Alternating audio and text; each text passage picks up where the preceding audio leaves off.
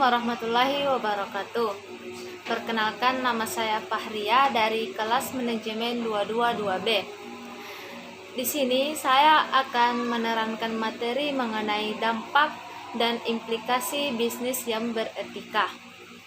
Adapun beberapa dampak dan implikasi bisnis yang beretika. Yang pertama, menciptakan iklim persaingan usaha yang sehat.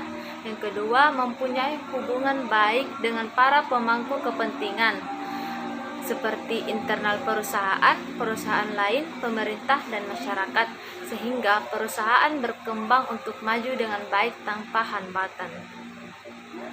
Yang ketiga yaitu mencegah kemungkinan terjadinya perpecahan, baik internal maupun eksternal. Yang keempat, meningkatkan etos kerja internal perusahaan atau budaya perusahaan. Yang kelima, melindungi prinsip kebebasan berniaga. Yang keenam, mampu meningkatkan keunggulan bersaing. Dan yang ketujuh, menjaga kelestarian lingkungan, sosial, budaya, dan sumber daya alam. Adapun bisnis yang beretika. Kriteria untuk menilai suatu bisnis itu beretika dapat dilihat berdasarkan 3 hal. Yang pertama, hati nurani didasarkan pada boleh dan tidak boleh dalam menjalankan suatu bisnis. Yang kedua, empati yang berperan sebagai patokan moral oleh pelaku bisnis. Dan yang ketiga, audit sosial adalah berupa penilaian objektivitas masyarakat terhadap perilaku dan pengelolaan bisnis. Adapun kode etik dalam berbisnis. Kode etik ini berperan sebagai pengendali dan pedoman bagi aktivitas bisnis untuk memperoleh dampak implikasi positif dari berbisnis yang beretika. Asosiasi Pengusaha Indonesia atau APindo merumuskan beberapa indikator prinsip etika bisnis. Yang pertama, persaingan usaha yang sehat. Yang kedua, transparansi. Yang ketiga, partisipasi. Yang keempat, akuntabilitas. Yang kelima, independensi. Dan yang keenam, responsibilitas.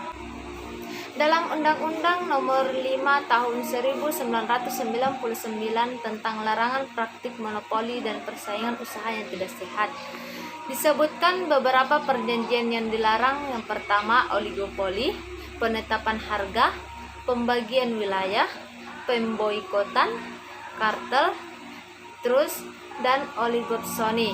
Selain materi yang tadi, adapun relevansi etika bisnis dalam kemajuan perusahaan.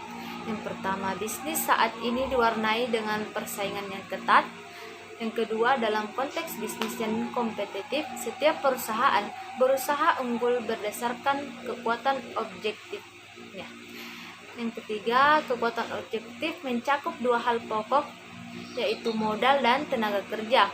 Yang keempat, modal adalah peran shareholder, sedangkan tenaga kerja adalah peran stakeholder internal yang mampu menjalankan manajemen perusahaan dengan baik dan profesional.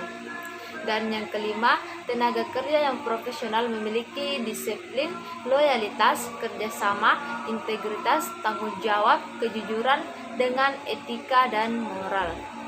Baik, itulah tadi yang dapat saya sampaikan mengenai materi dampak dan implikasi bisnis yang beretika. Sekian dan terima kasih. Assalamualaikum warahmatullahi wabarakatuh.